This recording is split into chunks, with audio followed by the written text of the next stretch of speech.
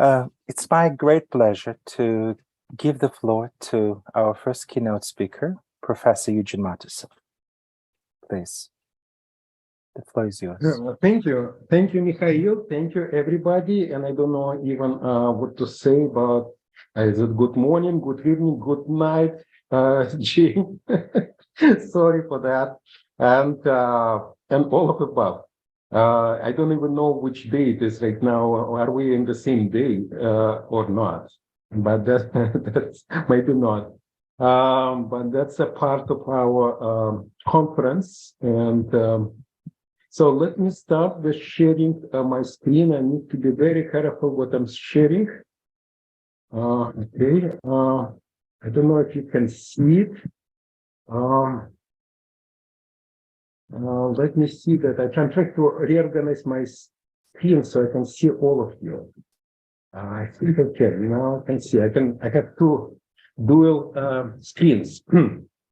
So let me tell you that what I plan to present and then discuss. I hope we can discuss my presentation. I'm very much interested what you're going to say about that. I just want to present my half-baked ideas that probably will lead to something bigger than that. And this is, I really like the title of our conference, Dialogic Pedagogy in the Times of War or Peace and War. And I decided to provide kind of what I think about that. And so I put the title is of my presentation, The Stand of Dialogic Pedagogy in Our Times of Peace and War, My Perspective.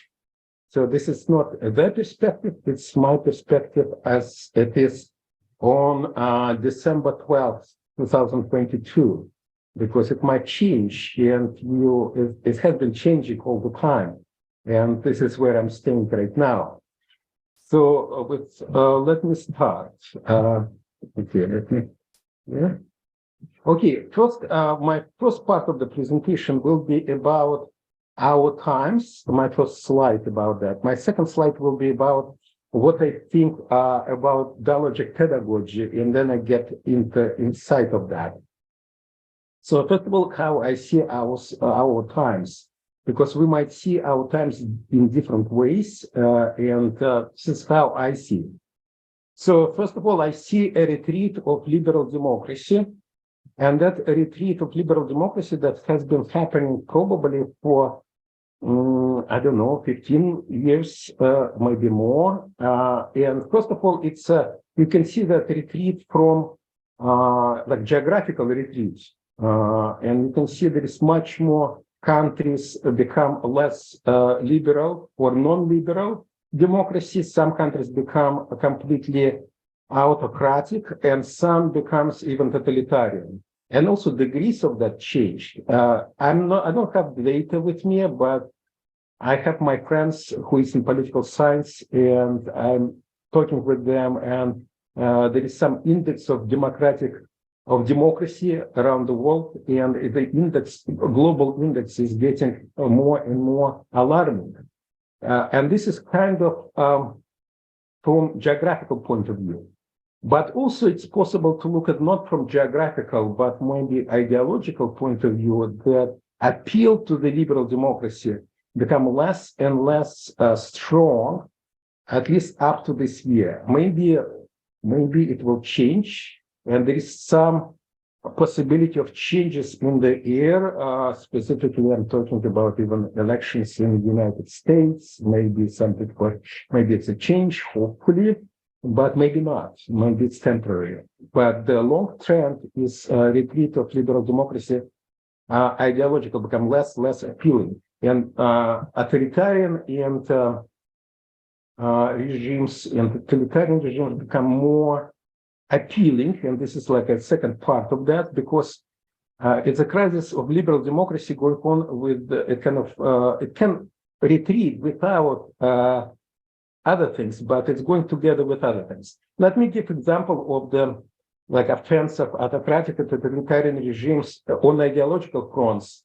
If you look at the, let's say, COVID, a problem with the COVID pandemic, it's become interesting debates going on, like which approach is better to deal with COVID. And you can look at the different things, like, for example, mortality per, I don't know, a million people. And you can see that, let's say, some authoritarian regimes like China is doing pretty well. We know that right now it's going on unrest, but that's another story. If you look at it from the point of view of the people who died, if even if the probably numbers, Chinese statistics maybe not kind of, you cannot trust that it completely, but still, it's very impressive in terms of number of the deaths per millions. We will see. The story is not ended, and there's still things to consider. But anyway, I'm just giving one example when these debates, ideological debates, which political regime is better, is kind of in the air. It's not a very kind of a clear-cut answer right now. It used to be clear-cut answer in 90s. 90s, if you look at the discussion, people claim that there is an end of the history. And now we think, messy history continues. Oops. Another important thing that started happening just this year is normalization of wars. And it's not like the case that there were no wars before, but the issue is that the idea become like real in the kind of civilized world. There should be no wars, and wars are not. In 21st century, it's not the kind of right policy to do to the wars, especially territorial wars of annexations and colonial wars. It's behind us mostly. But suddenly, not only they are not behind us, but there are some countries that putting that in public debates that maybe it's okay to have them. It's legitimate. Another thing is, again, since collapse of the Soviet Union and the end of the Cold War, although right now people start questioning that Cold War ever ended, there is now again threats, especially this year with the war in the Ukraine, about a global nuclear war and World War III or IV. Some people say it's actually we're already experiencing World War IV right now. So this suddenly it become more acute, and this is part of our times.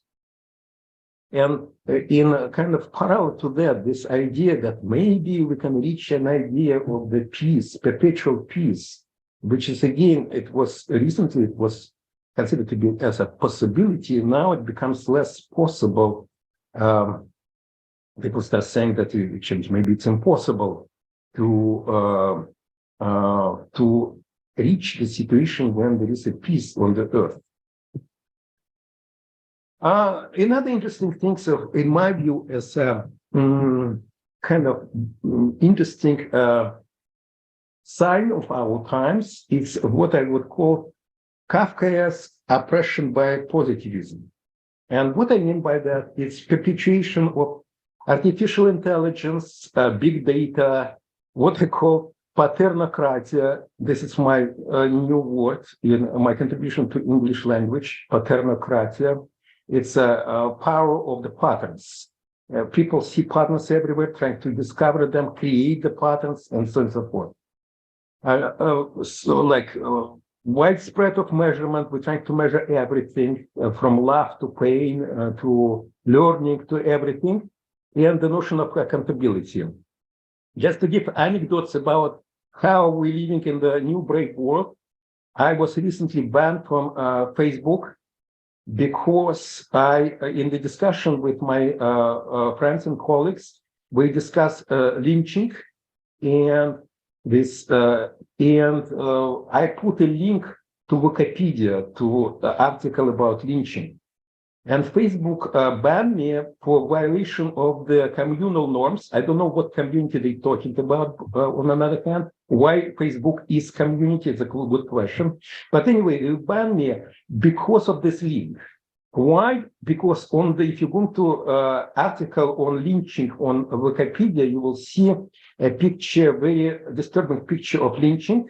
It was actually a postcard that these people who were doing lynching in the United States were sending their friends and family as a kind of greeting card. and this picture was there.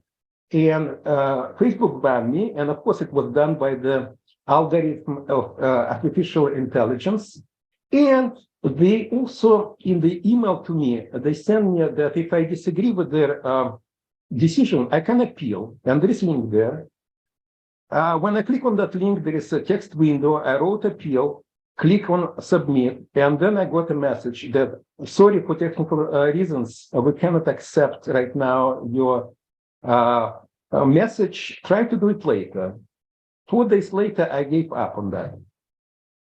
So it's interesting that you don't even know, you're talking to the artificial intelligence, and probably artificial intelligence will review my appeal if I was able to submit it. And so one artificial intelligence will monitor another artificial intelligence. And this is the world we're increasingly living. And of course, all of this penetrates also education. As you know, in the United States, for example, they try to create, based on the big data, this accountability system for teachers, looking at the add value systems. So they try to assess teachers, whether or not they increase learning in their students. And because of that, some teachers who were considered to be excellent teachers got fired because of that and of the systems. And but this is, again, the world that we live.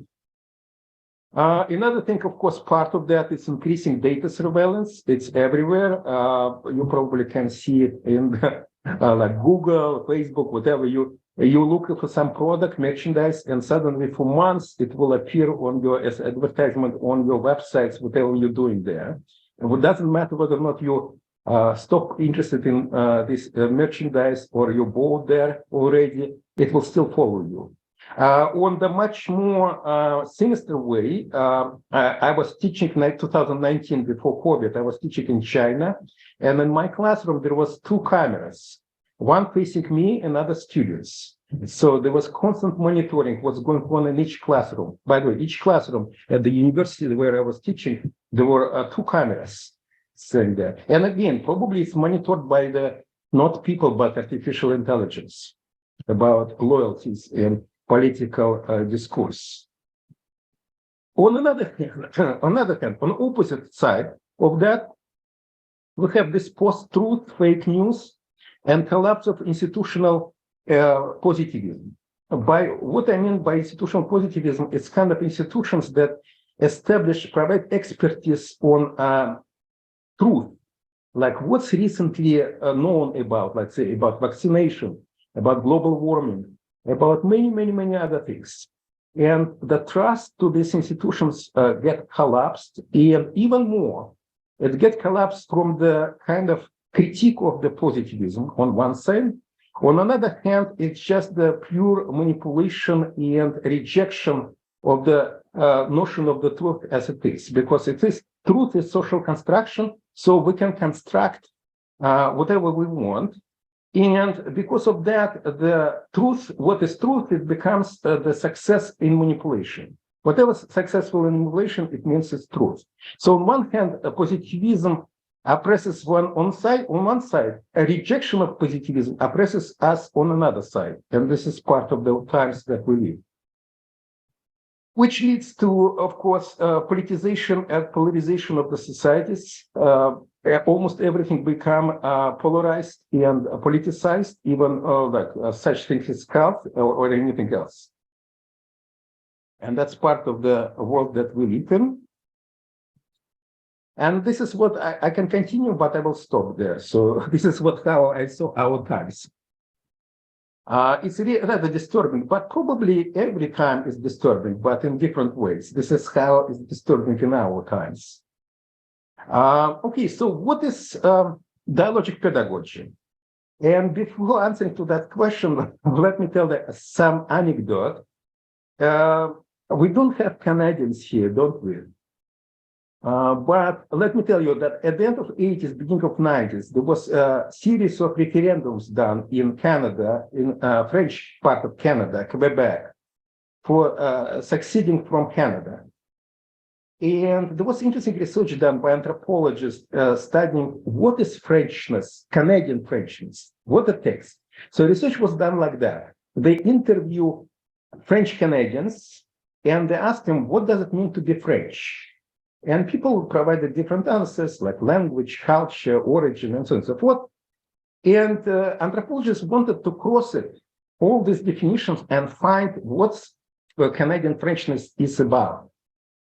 Well, when they tried to do that, at the end, they got absolutely zero. So people could not agree about what Frenchness is.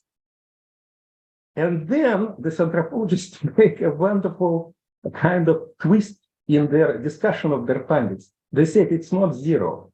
There is a meta content, and the meta content is trying to find the French nationalism is itself what defines French nationalism. In other words, searching what does it mean to be French Canadian is the common ground for all this French nationalism. So based on that, for me, it was a very interesting findings, influential. So when we start building our journal Dialogic Pedagogy, part of this was in this to have a statement defining what does mean dialogic pedagogy. And I actually proposed this exactly the similar type of definition coming from that research about French Canadians. So dialogic pedagogy is defined by the interest in dialogue in pedagogy or in education. So whoever says dialogue is important in pedagogy means it is dialogic pedagogy. So in this case, it's a very big umbrella, very open umbrella that allows different people claim dialogic pedagogy, and so there is no ownership of that. It's kind of collective concept. It's not individual concept. So everyone is welcome if they're interested in that. So now let me provide, again, talking about paternocratia, let me provide how I see dialogic pedagogy now, like what I see, what landscape is there, which is, again, I'm doing patterns right now, pattern recognitions. And again, this is my patterns, and some people might do different type of patterns and see different things. Plus, I might not know something that exists and I'm just not aware about that. Or maybe some people disagree about boundaries of these patterns. So the first pattern I see is what I call instrumental dialogic pedagogy. Instrumental dialogic pedagogy is it's a pedagogy in which they see dialogue as a tool for something else in education. So what it might be, and one instrumental dialogic pedagogy is about achievement. So people think that dialogue, organized dialogue in education can increase achievement, which is sometimes defined as learning outcomes. Usually, but not always, these learning outcomes are based on the outcomes of the test scores. So, for example, if you look at the research that I provided, that in my view, in the spirit of this, is by Clark, Resnick, and probably pronounced Rosé, right? I don't know how to pronounce this name, Rosé, probably. So you can see that it's done, this research done in classical way. There is control group and experimental group. Both of them have more or less the same pre-test outcomes. Then in one group is taught in conventional way without dialogue, and another is way based on dialogue, and they look at the outcomes after the post-test, and they see what kind of gains they have. So that type of approach. In this case, dialogue also operationalized and structured by the particular rules, and so on and so forth. Another approach, instrumental approach, I call it epistemology-based instrumental dialogic pedagogy, and it mostly focuses on how dialogue can produce deeper understanding of curriculum. Usually it preset curriculum, but not always. Emergent curriculum also can be part of that. And example of that is Lefstan and Snell, very interesting book, which they provide research about that. In this case, dialogue is usually looking at what they call productive dialogue. Productive of what? Of deep understanding among the students.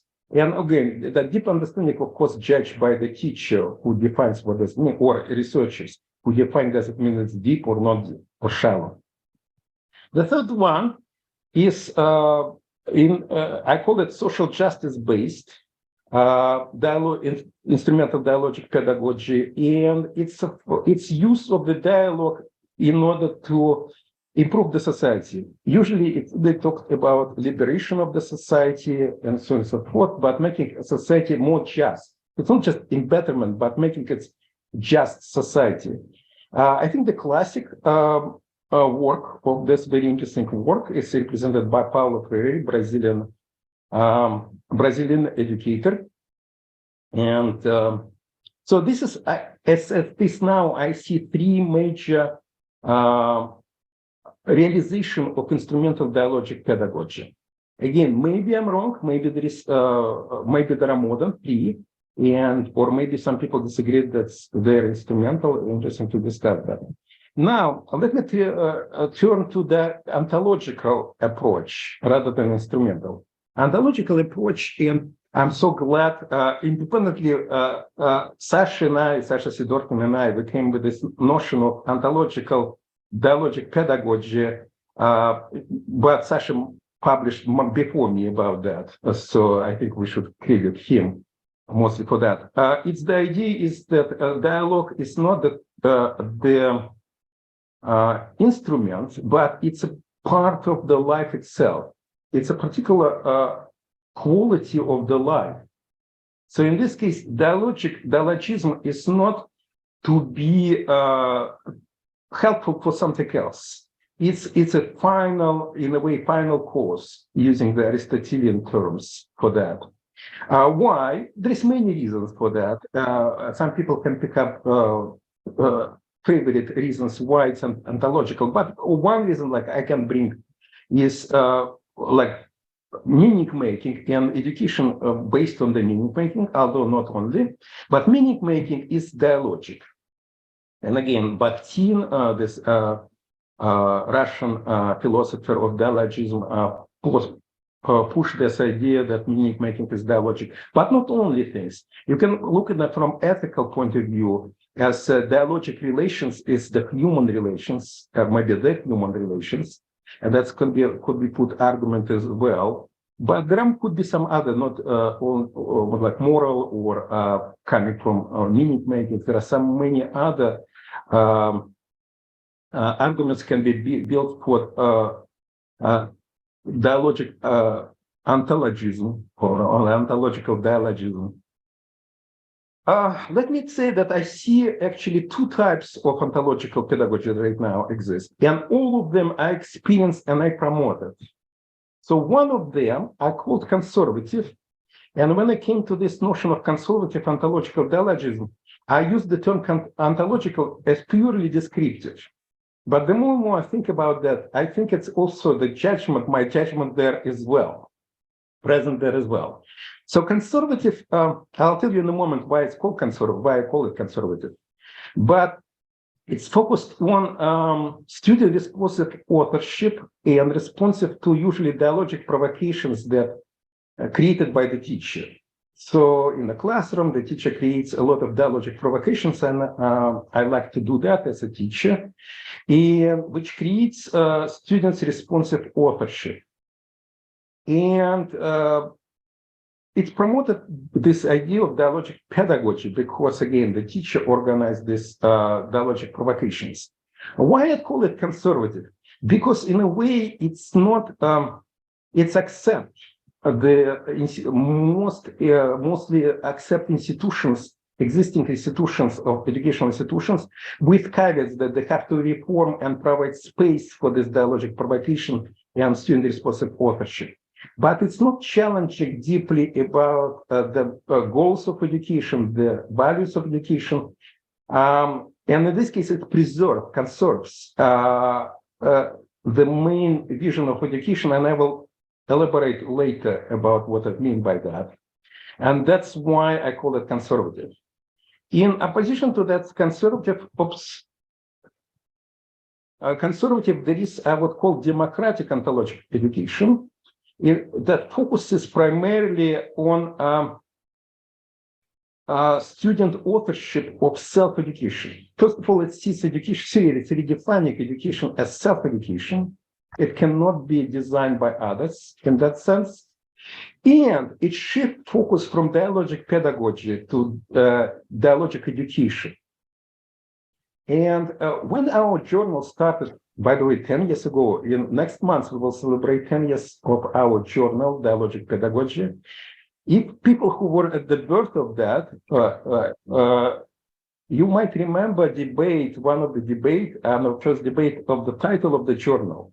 And it was mostly, correct me if I'm wrong, but the biggest two options were dialogic pedagogy and dialogic education. At that time, since I was conservative ontological educator, I was leaning towards dialogic pedagogy.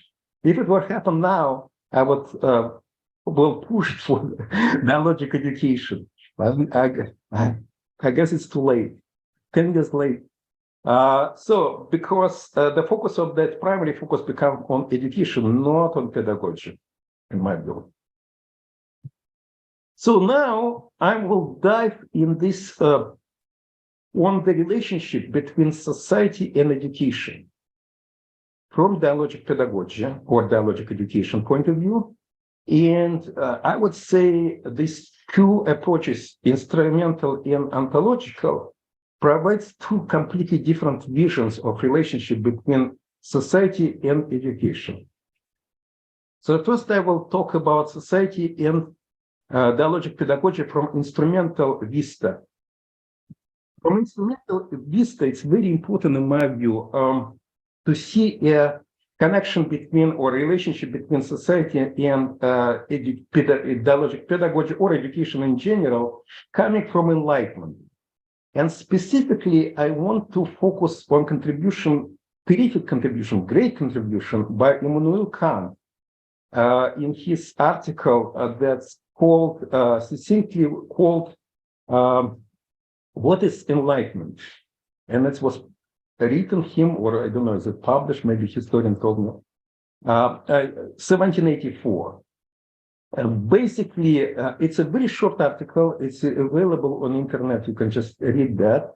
And I just like envy Kant for saying so much in so short article. I really admire him for that. And he's basically trying to look at the kind of development of a society for where human dignity will be realized. And Kant, and by the way, this is my rather caricature description of the article. You can read it yourself and draw your own conclusions. So, but Kant claims that the dignity of the human being is in autonomy. So the people have to be autonomous. And there is two big obstacles to reach society where people can be autonomous and can be recognized. One is external political reason. And for that, can be revolution or some kind of external political struggle to establish this type of a regime in which human autonomy can be realized. By the way, it's important to know that Kant was writing that, it sounds like easy to say, but he was writing under pressure of he was writing in the Prussian Empire, increasing empire. And he was not writing in democratic country. Saying something like that was rather dangerous. But Kant was arguing that this is external thing. And to some degree, it's much easier to deal with. Second part of the problem of realization of human dignity is internal. And this internal problem is in the fact that human beings are not, they're not rational, reasonable, and so on and so forth, and informed, and they're not mature, not sometimes well-intended. And that's the big problem for that. So this society, I just want to say that before moving forward, how this society where the human dignity is realized will look like, if you think about that, it was run by the dialogue agreement, which means that people can disagree. Disagreement is very important, but temporary. That's why freedom of speech is important. But it's again, the purpose of this disagreements is to establish agreement, which create the basis for as a proxy of truth and morality from point of view of the Kant, in my interpretation. So consensus can be reached among well-informed, mature, and rational, and well-intended people, and it's will that can consensus will provide proxy for truth and morality. By the way, not only. It's in itself established who is that reasonable people, who are well-informed and mature, because in a way it's a little bit circular. How you know that you're mature and reasonable and well-intended? Because you're part of that consensus. If you're not, you become a problem with you and become problem. Now, and this is very paradoxical. So this is autonomy of people has to be respected, but only if they're rational, well-intended, and mature, and so on and so forth. If they're not, and most people are not, then they need to be moved somehow into this state of autonomy, and they have to be moved almost violently through the imposition, through educational paternalism.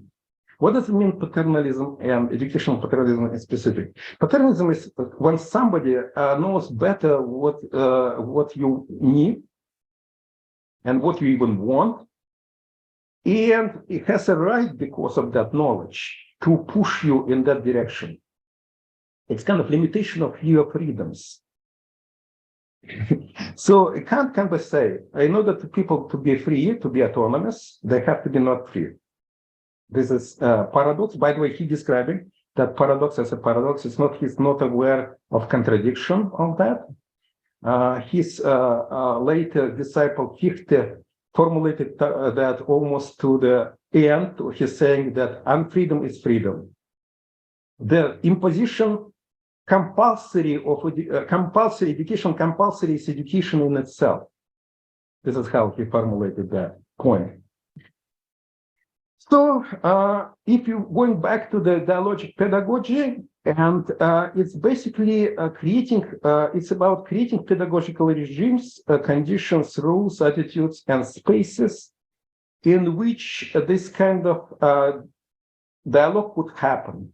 Dialogue as dialogue agreement, in which people will come eventually to agreement about truth and morality. And we have Mariette, and I'm using her quotes from her wonderful chapter. It's chapter in making. It's very fresh, and it's still in a work in progress for the book that will be hopefully published next year. And at the end, you will see the references to that. So Mariette is trying to, she actually working almost for our conference, her chapter. It is in my interpretation, Mariette. You might disagree again with that, but it's working in the spirit of our conference to deciding how our dialogic pedagogy can contribute to our difficult times, which focus more on polarization and post-truth and how to deal with this kind of situation. So she raised three research questions, and I thought it's a terrific one. First, it's about, you can read it, it's about how to create dialogic spaces, or spaces for dialogue, probably better to say that, in our schools that creates this, that function appropriately to accommodate newcomers and to address issues between polarized groups. The second one, it's you can see the second research question, also great. Will dialogue still work between parties that represent worldviews that are considered to be incompatible? And the third one, how it's about intersubjectivity. How does intersubjectivity as a step-by-step process of critic understanding and bridging individual perspective through interaction function in polarized settings. So my point is, if you look at these three great questions, in my view, it continues this Enlightenment project, which is how education become a tool to make our society, not embitterment, by the way, embitterment, I'm sorry, it's actually another artificial intelligence correction of me. Embitterment, not embitterment. Okay, so it's about how to make our society better. Look, we have problem polarization, so education, boom, is a remedy. How to create such an education, and this is dialogic education, that help to solve this problem of polarization in our society. Again, it's continuation of the Enlightenment project. So now let me turn to about considering society and dialogic pedagogy from ontological point of view.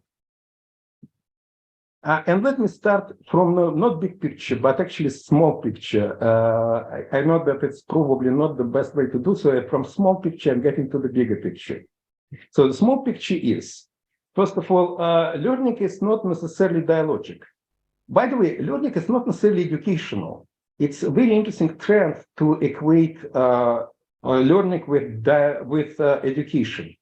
I claim in this paper that I put there that not only learning is not always educational, but education is not always about learning. But that's beyond that. But definitely learning is not necessarily dialogical.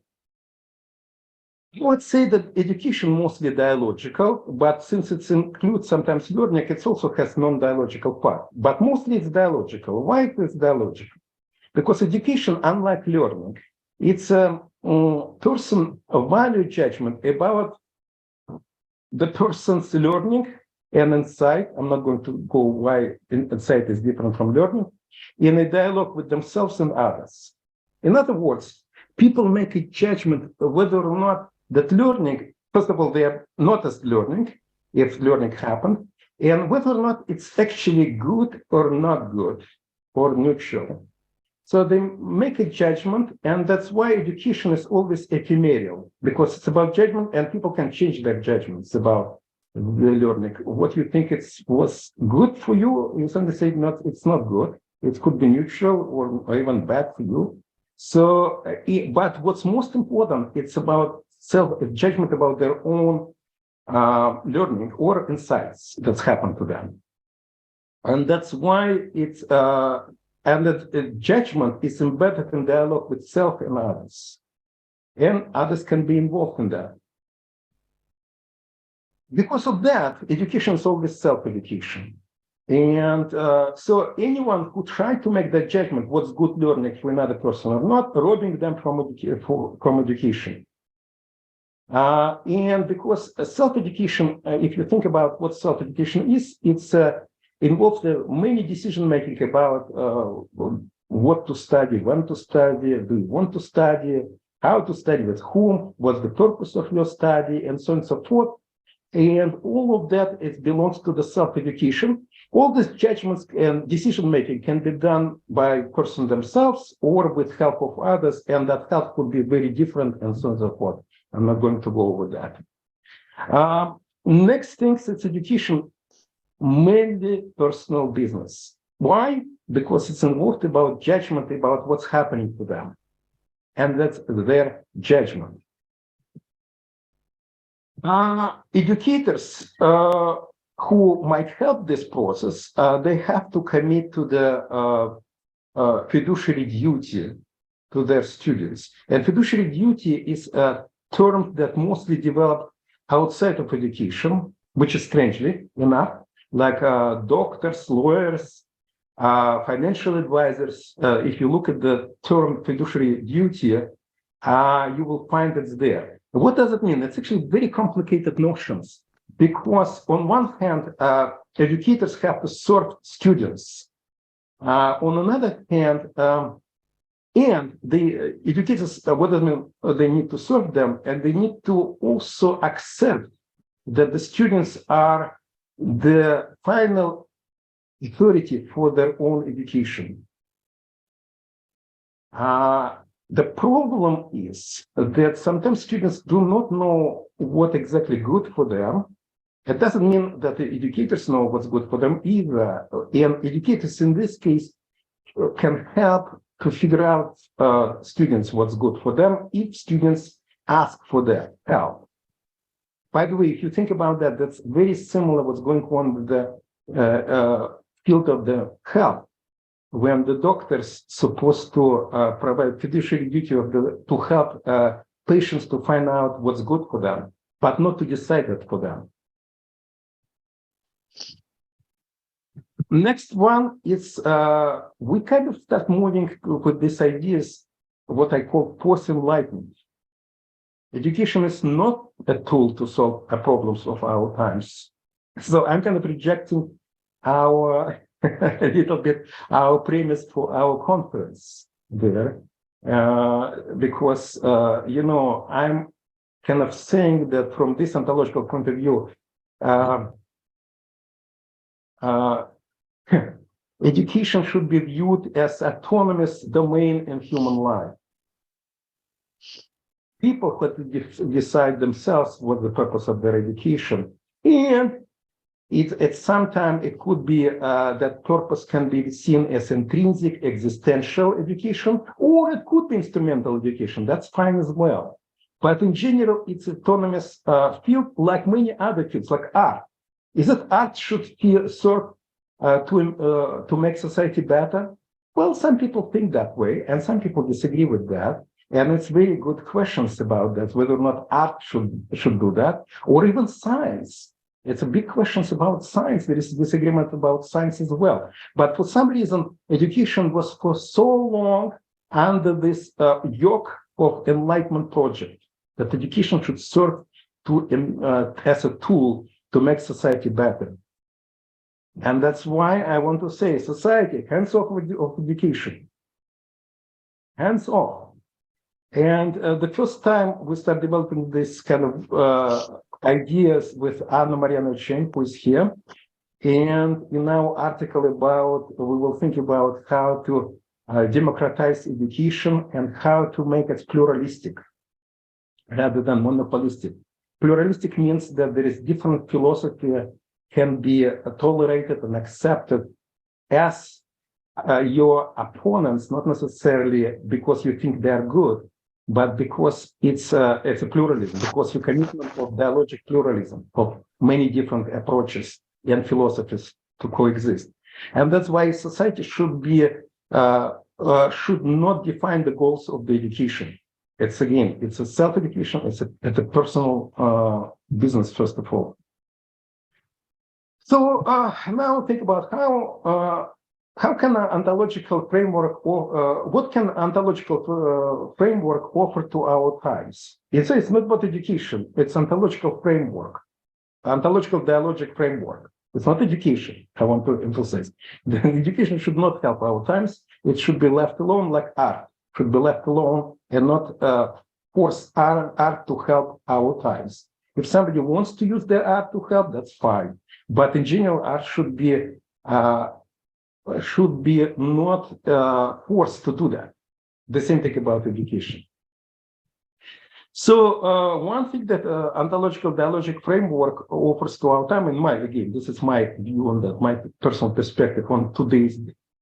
It's raising provocative questions to provoke societal dialogues about different interesting aspects. For example, kind of creating searches, including like my search on contextual and authorial boundaries of the truth. For example, let's consider positivism, polarization, and war. When it can be helpful, when it's not helpful, where is gray area? And it's interesting questions because how can be war helpful? How can be polarization helpful? Just like, let me give one example with this war in Ukraine that Russia started. You'll be surprised, but one of the slogans of the Putin's propaganda machine is actually, let's reduce polarization. they have with this, they came for a long time with the slogan, which is very interesting slogan that was were convincing for many of my friends in Russia, which was called, and people, Sasha and maybe somebody, and Mikhail, please help me to translate that because I'm not sure my translation is very good. They called it, it's not that all clear, or не все так однозначно, which basically, let's not polarize. Let's look at the complexities of the things. Like what's going on in Ukraine, it's a very complicated issue. There's no black and white. And it's exactly in opposition to that, Ukrainian discourse, political discourse, say, no, it's a black and white. It's a fight between good and bad. Okay? And as soon as you say, не все так однозначно, it's now indicator that you actually are colonized by Putin's ideology. Another thing about war. Yes, I don't know how much you follow what's going on, but the Putin's regime right now talking about peace. Let's have peace negotiation. Let's have peace negotiation. And Ukrainian side said, let's have war to decide that. And that's, in my view, it's very interesting things that, all these ideas, formulas about war is bad, polarization is bad, let's reduce that. Not so fast. Sometimes it is not true. And we need to attend that. The same thing about, if you think about dialogism and authorship, sounds like they're great things, but not always again. And there could be interesting contextual boundaries when they can become actually bad things. Let me give an example again, political examples I can give you about like whole thing about creating conspiracy theories. One of the things about birth model conspiracy theories is a rejection of positivism, of positivist institutions, of the facts, and increased a lot of dialogism, authorship, creativity, and so on and so forth. People in conspiracy theories, I don't know if you talk with them, they're extremely creative people. And it's very dialogic. They engage in so many dialogues. It's just fascinating. Also, to think about that conspiracies are always wrong, also not true. There are sometimes conspiracies exist. And the question is when it's conspiracy, when it's not. Let me tell you the joke from Woody Allen, one of my favorite jokes for Woody Allen's jokes, who said, from the fact that you're paranoid, and doesn't mean that war is not going to get you. See that? So it's just again rejection of the formulas that conspiracy is always bad, or polarization is always bad, dialogue is always good, or creativity is always good, authorship is always good. Not always. Also, it offers to consider what I would consider that ontological dialogue values. And this is values that I found interesting and important for me right now, which is one of the first value is freedom of non-dialogue. This is especially important in education, because education is so much forced how to create dialogue, how to bridge dialogues, how to that, and it doesn't respect non-dialogue. And I think it's we need to consider that, or I need to consider that, to how to respect non-dialogue when, let's say, students don't want to dialogue, or to split, to move away from the classrooms or whatever place where they're from the forced collectivity. I call it faulty divorce. You know how much you think about in the area of the marriages, how much the absence of divorce creates a lot of violence. This idea that people cannot separate from each other and to have right to non-dialogue also, in my view, creates a lot of pedagogical violence, and we need to consider that. Another point about, and I hope, and I don't know, Sasha, if you what you're going to present. I will just read your abstract, and I've got so glad you came. Thank you for being there. But and I don't know whether or not you're following what I'm going to say right now, but maybe it is to discuss non-dialogic education or non-dialogic aspects of education. I think it's very important. And where there is no maybe dialogue at all. Remember, I said that learning is not dialogic in its nature, although it can be, but mostly not. And that part we need to consider that as well. And again, I hope Sasha will do that, or maybe not. But anyway, if it's not, that's fine as well. Another thing that I think is very important is to focus on dialogue disagreement rather than dialogue agreement. And Marty, I'm not sure I pronounce her name is Chatel Marty. She's a Belgian political scholar. I don't know, is it correct or not correct? I apologize if it's not correct. She considers liberal democracy, and she introduced this notion of agonism. It's kind of relationship between friendly enemies. And the reason why, if you're using Kuhn idea, Thomas Kuhn idea about paradigms, it's kind of relationship between people from different paradigms that constantly challenge each other. And primary focus of the challenging, and not primary focus, primary value for each other of that challenge is they constantly can reveal blind spots in each other. Not to convince them to move them each other to their own camp, but to mostly to promote self-growth in them by considering that challenges.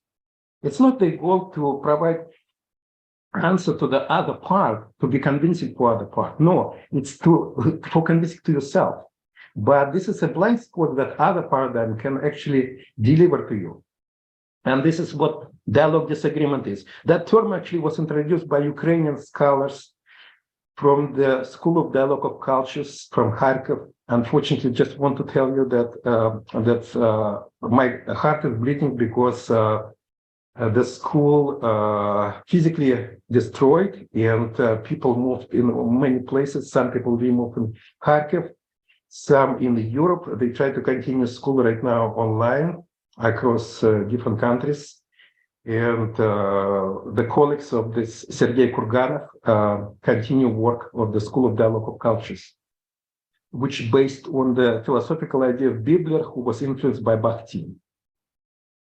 Now, next thing is about, from my point of view, about dialogization of antagonism. Antagonism, and this is what Mafi was talking about. She was talking about the democratic liberal project is how to transform antagonism into agonism.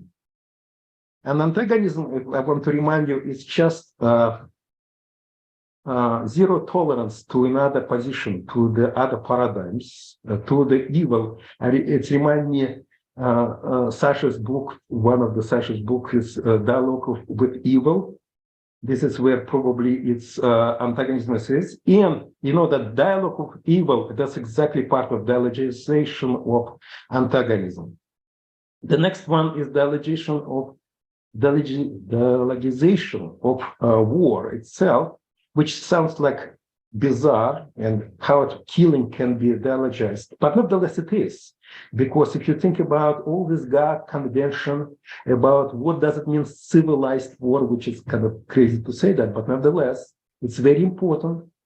And these debates that going on about this war, about any particular war, like, again, I'm very closely following that war in Ukraine, and there's so many debates going on about particular events. Are they legitimate, not legitimate from a moral point of view? And I think this is part of this dialogization of the war, and I think that's the important thing that is happening. Another things about, in my view, as this dialogical ontological values, to think about that. About considering that authorship of my authorship of my deeds, relationship, and judgments is the center of my life, and I'm standing on that. Why is it? What it's important? It's important because it's trying to reply to Enlightenment project. The Enlightenment project is trying to find formula of morality and formula for any judgment. Kant tried to find universal formula, and some other people right now are trying to find contextual formulas, the conditional formulas, contextual formulas, and so on and so forth, but still formula. non-personal, objective, rather than authorial answer to that. An authorial answer is exactly it's actually consists of not about objectivity, but about responsibility. Taking responsibility for your deeds and authorship and demand responsibility in dialogue. What does it mean, demand responsibility in dialogue? It means that your authorship and especially your deeds and values and judgments will be challenged by yourself and other people in dialogue. And taking responsibility in this case, it means to engage in that dialogue in serious and honest way. This is my understanding of Bakhtin notion that I don't have alibi in being, that I need to reply to that challenges. And the biggest things is, again, this is trying to avoid this Enlightenment project. Enlightenment project also based on the idea constant impersonal bird's-eye view on everything. And the rejection of this, avoiding of that, it's a very, very important thing.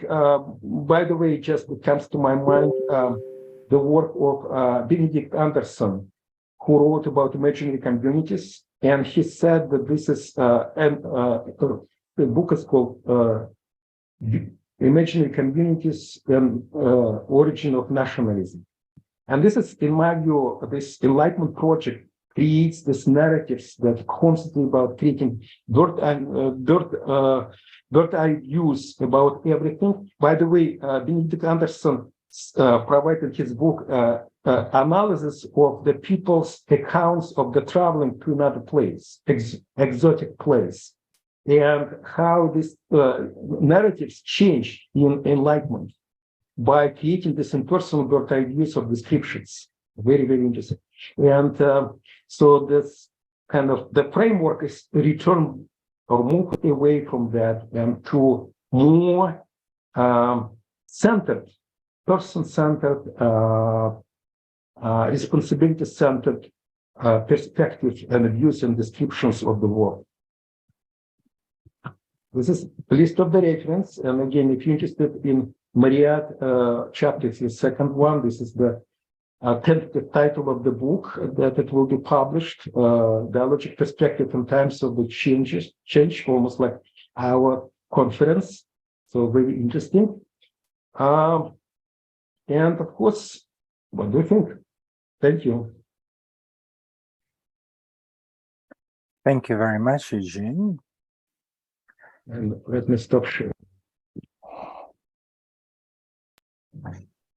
And now it's time for the questions. So if you want to ask a question, please indicate it on your screen with a hand.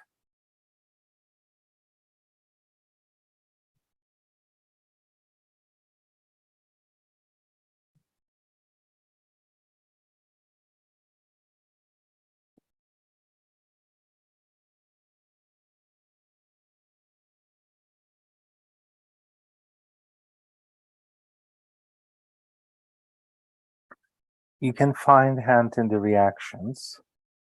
You can choose raise hand.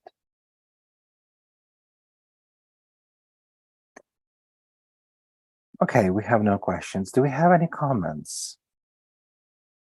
Any reactions, so to say?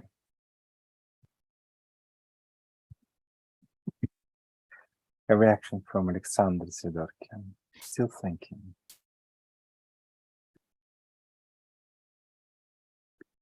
I would just say that it's a wonderful presentation, but very complex presentation. There is a lot of things to think about before you can ask a question. So a little bit more time, I think.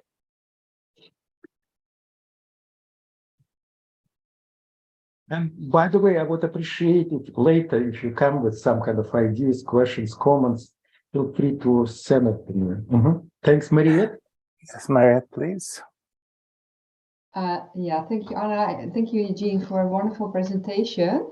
I indeed need more time to think, but I just wanted to say that I think it's very thought-provoking, and I can't really figure out. I mean, I agree with a lot of what you say, but I struggle with your perspective. You know, when you come up with a person-centered perspective on education, on learning, I sort of struggle with that because I think I agree with the base of you know, the basic ideas that you share on learning and everything, but somehow I also think there are collectives that we need in order to you know, to solve these very complex problems. So it seems to me that you try to solve these issues too much at the level of the cell of the individual.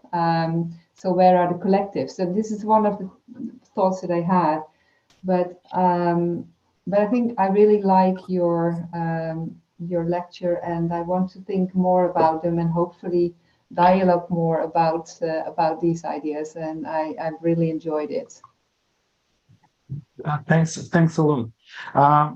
Let me comment on that right now. One thing in first part of the comment, I don't want to mystify it, but I feel a little bit handicapped by using English for my presentation, because in Russian it will be very different. The problem is that Russian term or concept doesn't exist in English, and I don't know what to do. So far, we didn't manage to push a Slavic term for that in English. Maybe it's my fault as well. But of course, I would not use in Russian word person. I would use личность.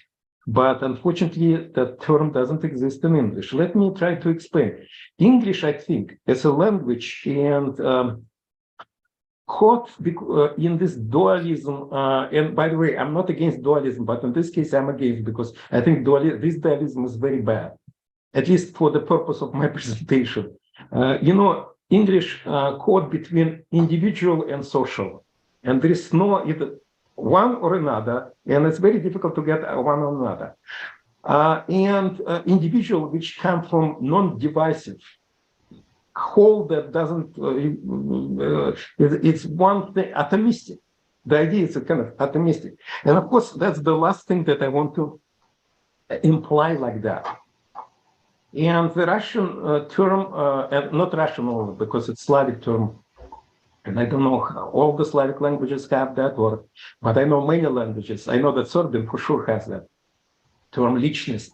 It's not something that it's neither individual nor social, but it's in particular view on the person that exists among other people and through the other people and with the other people. But nevertheless, it cannot be reduced to sexuality. That's one comment. The second comment of my groundness. I came to the United States from Soviet Union, where the biggest problem, as I experienced, one of the biggest oppression that I experienced was forced collectivism. Of course, when I came to the society, when one of the biggest problems is alienation and exactly this loneliness. And so we're kind of moving in opposite direction a little bit with like culturally. I don't know how Mikhail and Anna and Sasha, you feel coming from this kind of cultures and history. But I feel like, for me, like, leave me alone. That's my biggest claim is, yes, I don't care about this loneliness. I don't have this loneliness. I have opposite things. I still experience, even in the United States, this oppression of the forced collectivism. And that's probably legitimate tensions, Maria, between us as well, continues that, besides linguistic ones, or maybe philosophical ones. This is where we're coming. I think I would say it's probably somewhat valid concern coming from different histories of us. Mm-hmm. Yeah, let Anna wants to say something. Yeah, let's talk about this another time. Maybe. I think that unfortunately, agree with Eugene in that sense that the word lichnost or the meaning, Slavic meaning of the word lichnost does not coincide either with individual nor personality. Maybe more with personality than with lichnost, but again, in different ways, because there are different connotations. But if you, so I would say that individual social division comes from considering interest. In whose interest, who benefits something from what? Does it a collective, or does just some one person or one individual, one body or one family or whatever? So it's kind of like how spread and how coinciding is the interest in negotiations can we achieve that we all are happy, you know, like we sell each other and everybody get. But from the point of view of individual rights, or the rights, if you want to think about the rights, then the question is, what are the rights of each individual or each person in terms of having autonomy? Kant was talking of autonomy, as we now heard, of having rights to self-determination, of having a space to be alone sometimes and not with others, to have to be able to take a pause and take a spectrum of whatever is going on and come back. So we wouldn't disagree in that. Probably, I think that that we think that individual rights have to be considered too. So the dichotomy between the individual and social when it comes to rights is different, in a different flavor. Then when you take into account dialogicity, if we are thinking of dialogicity as a something that is in the core of becoming a human being, creating meanings, again, there is a different point of view that a relationship have to be such that if everybody can take their own point of view and consider out other points of view. So again, if you think that the person is dialogic in themselves, because we don't understand, we don't even exist for one own self unless we are dialogic with our inside. Talking to ourselves, who are we, what we think, what we not think. So this dialogicity translates not just between people, but inside people. Then lichnost is the space or the universe of possibilities for different dialogism. I'm just trying to define what for me lichnost means. So it's like a universe in itself. It's not part of some other universes, but it's bounded by other universes, because you, if you again go from Bakhtin, that the meaning exists only on the boundaries of finding the others, and then you can see something. Then the more boundaries you have, let's say, the bigger universe you are. So again, it's not an individual. You need, in order to be a person, you need to be in the society. So the interests are not contradictory, but are different kinds of interests. And so I think talking about what we think in education about these relationships, when and how these boundaries get meaning, and what meaning the boundaries have for whom, would be much more helpful than to only think about antagonism or agonism, or because I think now our discussions about education are very limited to just a certain point of view, how we project what's going on between people when development, education, or whatever life happens. Just that much. Thank you very much, Anna. Sash, Alexander Sidorkin, the floor is yours. Thank you. Thank you, Jen. I'm glad you, like me, you start thinking about the limitations of the dialogical kind of worldview. I think it's important we understand that. And I used to know Chaim Gordon, who was the student of Martin Buber, and Chaim told me that Buber actually had this fantasy when Nazis came to power, that he would enter dialogue with Himmler, with SS. He was quickly disabused of that notion, and he had to flee. of course. But I think the problem you're pointing out is like what's the social ideal that we're offering with the dialogical thinking, right? So it's clearly not the classical liberalism, right, where the emphasis on autonomy, but neither it is what you could call progressivism or structuralism, or what I would call a neo-Marxist kind of approaches to where the personality, the personhood is a good title, by the way, for Lichtenstein, where the personhood is defined by the social structures, kind of. So, and that's, you know, I live in California. A lot of my colleagues and friends are progressivists, so they think it's all about the structures. It's like, no, wait a minute. You know, like many Russians have been traumatized by that kind of a Marxist approach to life. I don't buy that. So, but I think can the notion of dialogue offer some place in between where it's both. It is an emphasis on freedom, like you said, but also emphasis on engagement with others, being with others. So the ontologically being with others, and I think it does a much better job in an abstract way. Once you start doing it more of a practical terms, like what kind of schools do you want to build at the dialogical, that becomes much more complex. And I'm not sure why. I mean, that's so I don't have an answer. And it's just a comment on what you're saying is that it's one of the theories that creates a very appealing ideal, but it has a hard time to fleshing it out in the real life. And I'm just curious, what do you think? Why that is the case? Maybe it is related. It's a beautiful icon. It's very hard to get there. Oh, wow. Sorry for this interruption. I don't know why is it. What's happening? Would you like to comment to what Alexander said? Thank you. I'm just like thinking while Anna was talking and Sasha was talking about that.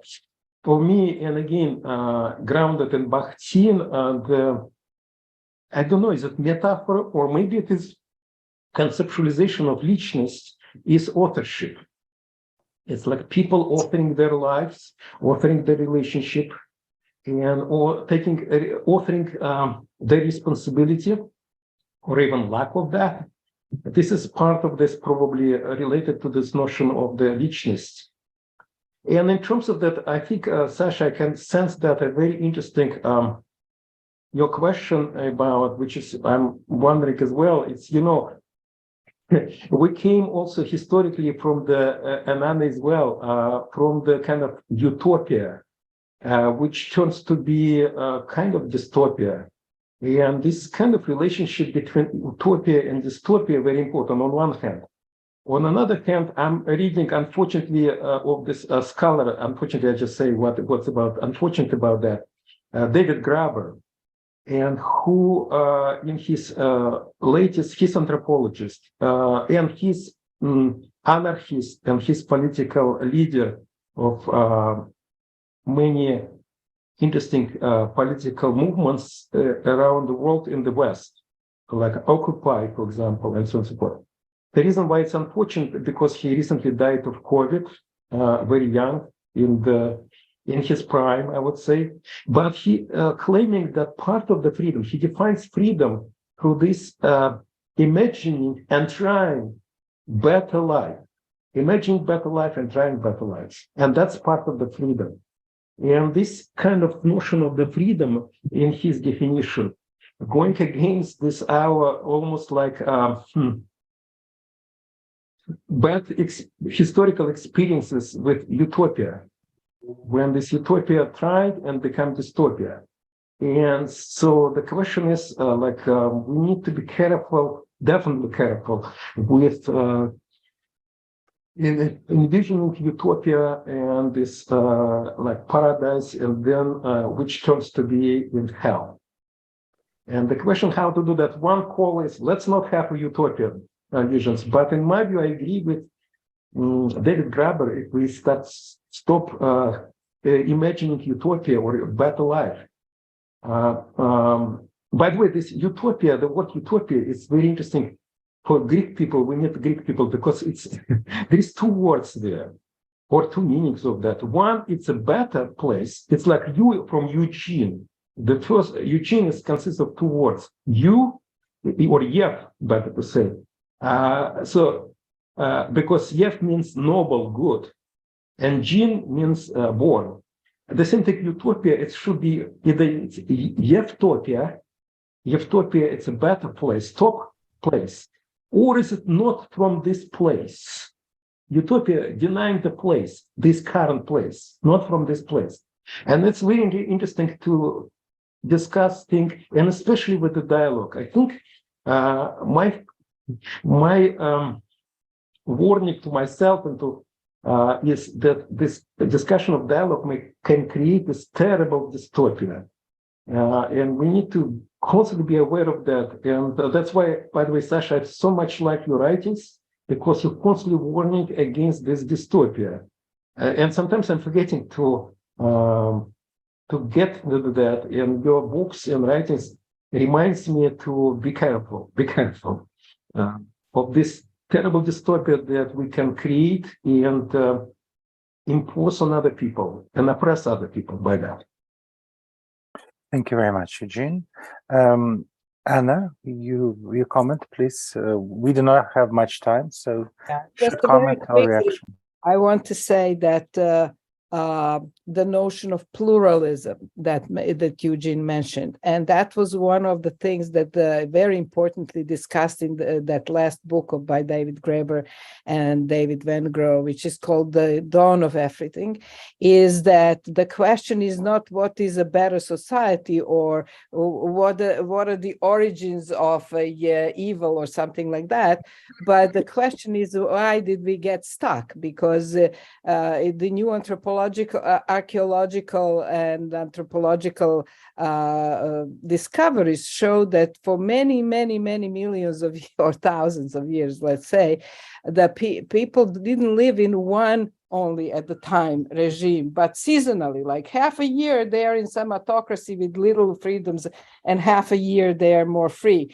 And they were very aware of conscious choice of trying out or not trying out. The fluidity of possibilities was there, or I would say the pluralism.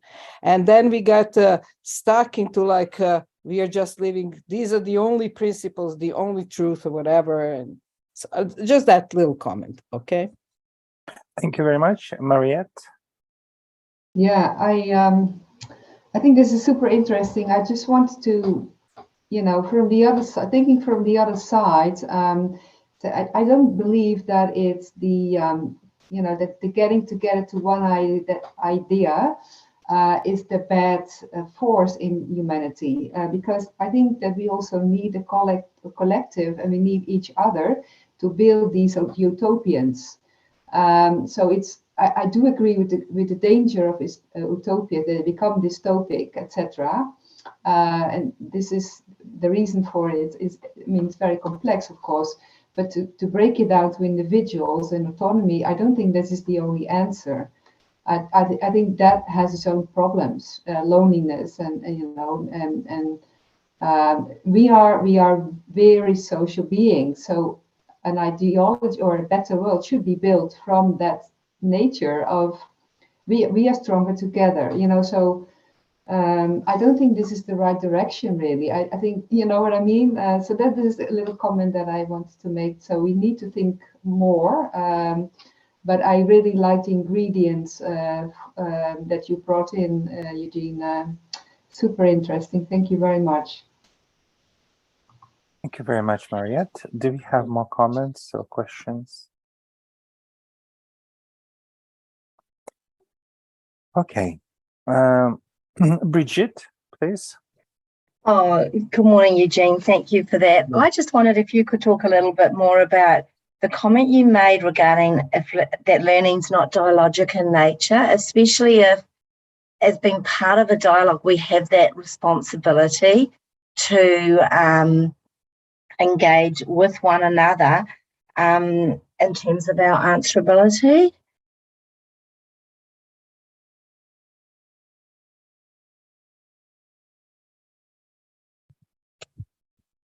I didn't get the last one. Well, if we have a responsibility to be, what did you? I know you said my deeds, my authorship demand my responsibility in dialogue. So, from my perspective, that makes dialogue, that makes learning dialogic, because but you said that learning by its very nature is not dialogic, and I just wondered if you could talk a little bit more about that. Well, again, if I understand it correctly, like this is coming, this is not my thought, this is mostly repeating Bakhtin, who actually almost like defined our human lives as dialogizing of everything, and trying to figure out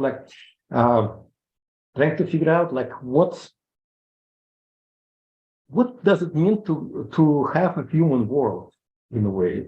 What does it mean? Because things are not pre-exist, but they're again trying to translate from Russian, difficult to translate. Things are assigned by us, and we need to dialogize these assignments to each other. Like, what does it mean to be fair, for example? Is it like there is big discussions, philosophical discussion? Is the world fair? I don't think the world is initially like fair. We make it fair or not fair, and that's part of the human being through this, through engaging in dialogue about this. Like again, as I said, that's one interesting example about this terrible atrocities going on in Ukraine right now, and the people engage in trying to figure out like what does it mean, trying to basically dialogize, trying to put judgments, their own judgments there, and trying to call for this each other judgments, and I think this is the whole process that's engaged in that. This is what I call a dialogization of the world. And which means through that, we making our world human. What does mean human? Not human in the sense that we have some kind of pre-existing human nature that has to realize for that. No, it's actually we developing that nature it at making. And it's a process that continues. We started from the dawn of humanity, and we're trying to continue by raising this question: is it good? Is it bad? Is it true? Is it not true? And many other questions that we're asking. And through this process, we actually humanize the world and making ourselves as humans. Well, what does it mean? It's not humane. In a way, humanity itself is emerging through this process. This is how I see it. And again, I'm not sure I answered your question or not, but guide me to this. Thanks. Thank you very much, both to Bridget and Eugene. Well, this concludes our first keynote.